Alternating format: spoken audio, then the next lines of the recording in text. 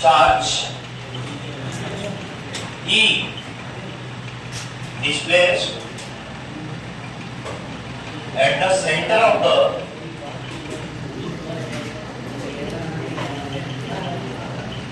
charge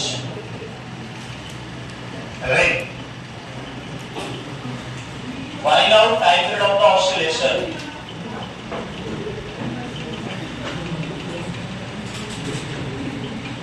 Time period of the oscillation. देखो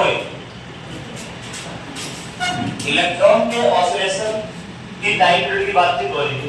आपको मैंने 11th क्लास में पढ़ाया था कि टाइम पीरियड निकालने के 3 स्टेप होते हैं। स्टेप 1 में आप वो पोजीशन पता करो जहां F net इक्वल टू 0 हो। ओके, स्टेप 2 में F net इक्वल टू 0 मतलब इक्विलिब्रियम पॉइंट आपने पता कर लिया। इक्विलिब्रियम पॉइंट से आप स्लाइटली x डिस्प्लेस करो और प्रूफ करो कि F net equal to minus of kx।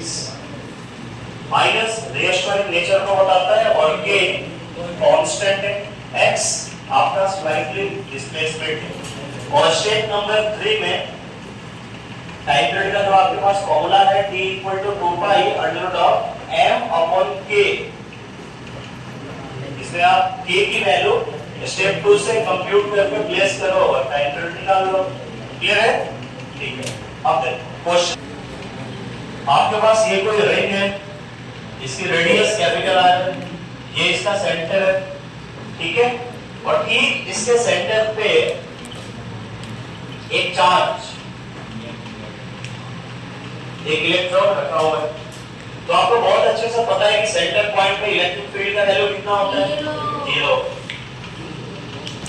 Okay, जब इलेक्ट्रिक फील्ड 0 है तो फोर्स का फॉर्मूला होता है F इक्वल टू QE, मतलब F equal to electronic charge minus of E vector में लिख लेते हैं इनटू 0। तो फोर्स कितना आया? 0 है। बताइए फोर्स कितना आया? 0 है। कोई प्रॉब्लम? फोर्स 0 आया मतलब कहीं ना कहीं यही इसका इक्विलिब्रियम पॉइंट है। ओके, इक्विलिब्रियम पॉइंट पता लग गया। स्टेप 2 में क्या करना है? इक्विलिब्रियम पॉइंट से इस इलेक्ट्रॉन को स्लाइटली x डिस्प्लेस करना है। कितना डिस्प्लेस करना है? स्लाइटली थोड़ा सा डिस्प्लेस करना है x, ताकि इसका SHM स्टार्ट हो जाए। और जब एक बार जब SHM स्टार्ट हो जाएगा तो आप इस ऑसिलेशन का टाइम पीरियड निकाल पाओगे। सबको समझ में आ रहा है? अब स्टेप नंबर 1 तो हमने कर दिया। अभी आपको मैंने कैलकुलेशन से बताया था सेंटर का इलेक्ट्रिक फील्ड 0 होता है, इसमें चार्ज वगैरह आप दे दो। स्टेप 1 हो गया, रिचार्ज इस पे हमने Q दिया हुआ है। ओके, इलेक्ट्रॉनिक चार्ज को E से हम लोगों ने रिप्रेजेंट किया है। अब ये रिंग है, रिंग पे चार्ज Q है, स्मॉल q, और रेडियस रिंग का R है। ठीक है, इसका रेडियस R है। अब देखो यहां से आप स्लाइटली x डिस्प्लेस करो। मान लो मैंने x डिस्प्लेस कर दिया और जो इलेक्ट्रॉन है उसको यहां पे लाया, ऑसिलेशन कर, तब इलेक्ट्रॉन का ऑसिलेशन स्टार्ट हो जाएगा क्योंकि इलेक्ट्रॉन का माइनस चार्ज है। ठीक है, रिंग इलेक्ट्रॉन को अट्रैक्ट करेगा। ठीक है, इलेक्ट्रॉन रिंग क्यों आएगा? सेंटर पे जाएगा, सेंटर पे फोर्स 0 है। ओके, ड्यू टू इनर्शिया आगे निकलेगा, वापस से रिंग इसको अट्रैक्ट करेगी और रिंग के दोनों साइड इलेक्ट्रॉन का आना जाना स्टार्ट हो जाएगा, मतलब लीनियर ऑसिलेशन स्टार्ट हो जाएगा। क्लियर है ना? ठीक है, तो रिंग का इलेक्ट्रिक फील्ड कितना होता है? E equal to K Q X अपॉन R square plus X square whole power 3/2। ये आपको बताया गया। ठीक है, तो इस पे फोर्स कितना लगेगा? Force on electron, force on electron भाई फोर्स लगेगा F equal to Q into electric field E। यही होता है फोर्स का फॉर्मूला। ठीक, तो फोर्स लगेगा F equal to Q, charge electron vector में हम चल रहे हैं तो साइन के साथ वैल्यूज को सब्स्टिट्यूट करेंगे। Electric field K Q x अपॉन r square plus x square whole power 3/2।